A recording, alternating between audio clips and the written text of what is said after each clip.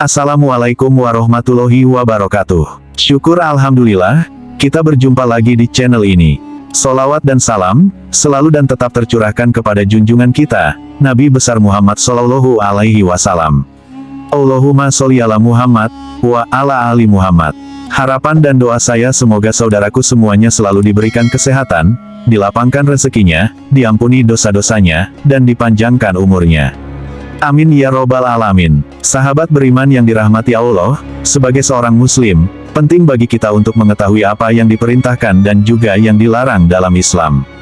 Agama Islam telah dengan jelas memberikan panduan-panduan bagi manusia. Di antara panduan yang jelas tersebut, masalah larangan untuk memelihara hewan-hewan tertentu.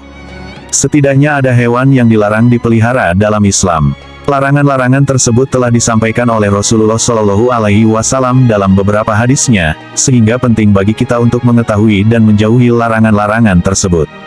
Berikut adalah hewan yang dilarang dipelihara di dalam Islam. Yang pertama adalah anjing. Salah satu hewan yang dilarang untuk dipelihara dalam Islam adalah anjing. Hal ini disebabkan karena air liur anjing dianggap najis.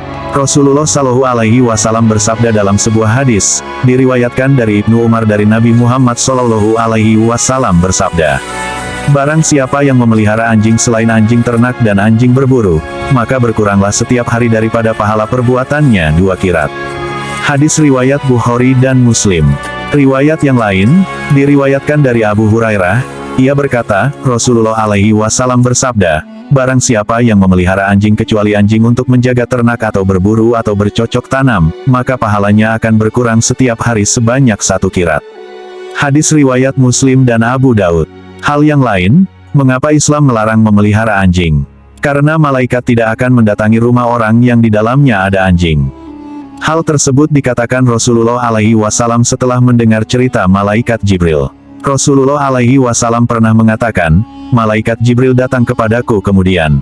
Ia berkata, tadi malam saya datang kepadamu, tidak ada satupun yang menghalang-halangiku untuk masuk kecuali di pintu rumahmu ada patung dan di dalamnya ada gorden yang bergambar dan di dalam rumah itu ada pula anjing. Oleh karena itu perintahkanlah supaya kepala patung itu dipotong untuk dijadikan 2 bantal yang diduduki dan diperintahkanlah anjing itu supaya dikeluarkan. Hadis riwayat Abu Daud, An-Nasai, Tirmidzi, dan Ibnu Hibban. Yang kedua, ular. Ular juga termasuk hewan yang dilarang dalam Islam untuk dipelihara.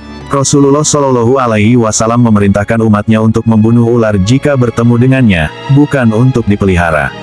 Hal ini didasarkan pada salah satu hadis yang menyatakan bahwa Rasulullah Shallallahu Alaihi Wasallam memerintahkan untuk membunuh 2 binatang hitam ketika sholat, yaitu ular dan kalajengking. Hadis riwayat Tirmidzi. Perintah untuk membunuh ini dimaksudkan ketika ular tersebut dalam keadaan mengancam, jika tidak maka tidak dianjurkan untuk dibunuh apalagi diburu. Sebab pada dasarnya ular juga merupakan hewan yang berada dalam rantai makanan, sehingga memusnahkan ular akan merusak keseimbangan alam. Lalu yang ketiga, elang. Elang adalah hewan yang dilarang dalam agama Islam. Selain merupakan hewan yang harus dilestarikan, elang juga termasuk burung pemangsa dalam siklus rantai makanan sehingga membunuh atau memburunya akan menyebabkan ketidakseimbangan ekosistem.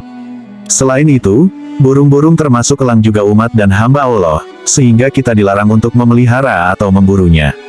Hal ini sejalan dengan firman Allah Subhanahu wa Ta'ala, yang tertera dalam Quran Surah Al-An'am ayat 38, dan tidak ada binatang-binatang yang ada di bumi dan burung-burung yang terbang dengan kedua sayapnya melainkan umat juga seperti kamu. Lalu yang keempat, tikus. Tikus termasuk hewan yang najis dan kotor. Oleh karena itu, Islam melarang kita untuk memeliharanya. Tikus juga merupakan salah satu hewan pembawa penyakit. Tikus hidup dalam lingkungan yang kotor dan memakan makanan yang kotor. Sedangkan dalam Islam hal yang kotor sangat dibenci oleh Allah Subhanahu wa Ta'ala dan Rasulullah Shallallahu Alaihi Wasallam. Kebersihan dan kesucian merupakan bagian dari iman dalam agama Islam.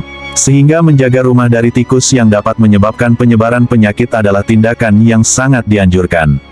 Hal ini sejalan dengan sabda Rasulullah Shallallahu Alaihi Wasallam dalam hadis yang berbunyi, kebersihan adalah sebagian dari iman, hadis riwayat Tirmidzi. Kelima, gagak.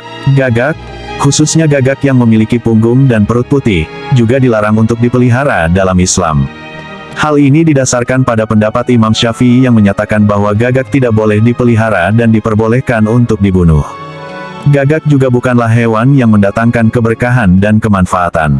Hal ini didasarkan pada suatu hadis di mana malaikat Jibril datang kepada Nabi Shallallahu Alaihi Wasallam, lalu berkata, Allah memerintahkan untuk membunuh burung gagak yang hitam karena telah membelalakan kedua matanya ketika anaknya mati.